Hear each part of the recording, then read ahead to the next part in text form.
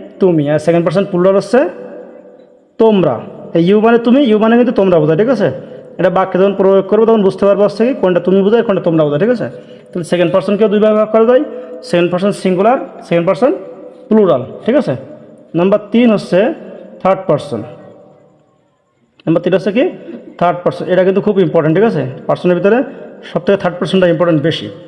Third person, এই third পার্সনকেও কয় ভাগ করা যায়? দুই ভাগ করা যায়, ঠিক আছে। তাহলে আমি যদি লিখি থার্ড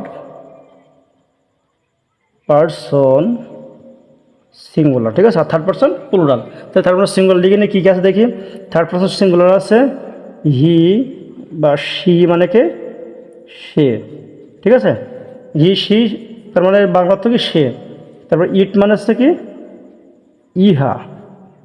তারপরে যদি বলি রহিম, রহিম কারোর নাম না, রহিম।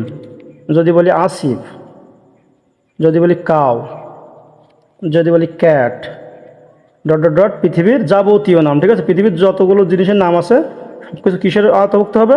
তারপরে সিঙ্গুলার নাম্বার, ঠিক আছে। তাহলে he she it Rahim Asif cow cat it dot dot dot পৃথিবীর যাবতীয় নাম। পৃথিবীর যে কোনো জিনিসের নাম বোঝালে সেটা কী হবে? থার্ড পার্সন সিঙ্গুলার বোঝাবে, ঠিক আছে। এবার হচ্ছে আমরা কি থার্ড পার্সন প্লুরাল শিখব। থার্ড পার্সন প্লুরাল হচ্ছে দেখো তো, থার্ড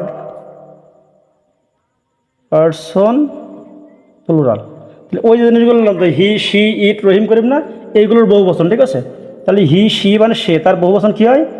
দে। দে মানে কি তারা, দে মানে হচ্ছে তারা। ইট ছিল না, ইট মানে ইহা, তাহলে ইটস ইহারা। যদি কখনো এই ইহাকে যদি বহু বচনে বোঝায় ইহারা। তারপরে লিখছে না কাউ, কাউ মানে কি গরু, তাহলে কাউস মানে গরুগুলো। ক্যাট মানে কি বিড়াল, ক্যাটস, ঠিক আছে। ডট ডট ডট নামের বহু বচন, যেমন গরুর বহু বচন হচ্ছে গরুরা, ঠিক আছে। বিড়ালের বহু বচন হচ্ছে বিড়ালরা, ঠিক আছে, বিড়ালগুলো, ঠিক আছে। তাহলে নামের বহু বচন, ঠিক আছে। তাহলে এই হচ্ছে কি আমাদের হচ্ছে আজকের পার্সন শিখলাম, ঠিক আছে। পার্সন হচ্ছে কি আমরা সহজভাবে যদি বলি তাহলে হচ্ছে কাজ, যে কাজ সম্পন্ন করে বা যে কাজ সংগঠিত করে বা যে কাজ করে, ঠিক আছে, তাকে বলা হয় পার্সন বা কর্তা, ঠিক আছে। এই পার্সনকে আমরা কয় ভাগে ভাগ করতে পারি? 3 ভাগে ভাগ করতে পারি, ঠিক আছে। প্রথমত first person, second person, third person.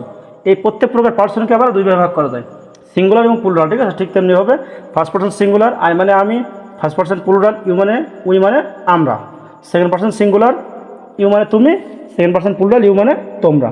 Third person singular he she it Rahim Asif cow cat পৃথিবীর যাবতীয় নাম, যে কোনো নাম বোঝালে সেটা থার্ড পার্সন সিঙ্গুলার। এবং থার্ড পার্সন প্লুরাল হচ্ছে কি দে মানে তারা, ইটস ইহারা কাউস ক্যাটস ইত্যাদি নামের বহু বচন, ঠিক আছে। এই হচ্ছে টোটাল পার্সন। এই পার্সনটা সুন্দর করে মনে রাখতে পারলে আমরা যখন টেন্স করবো, তখন ভয়েস করবো, যখন ন্যারেশন করবো, তখন হচ্ছে কি আমাদের খুব উপকার হবে। এবং হচ্ছে যেখানে যা বোঝার দরকার ওখানে যখনই বলা থার্ড পার্সন সিঙ্গুলার হলে এটা হবে, তখন হচ্ছে কি এই থার্ড পার্সন সিঙ্গুলার কী কী আছে এই জিনিসগুলো মাথায় নিয়ে আসতে হবে, ঠিক আছে। তাহলে পরবর্তী ক্লাসে আমি এর পরবর্তী জিনিসগুলো নিয়ে আলোচনা করবো, ঠিক আছে।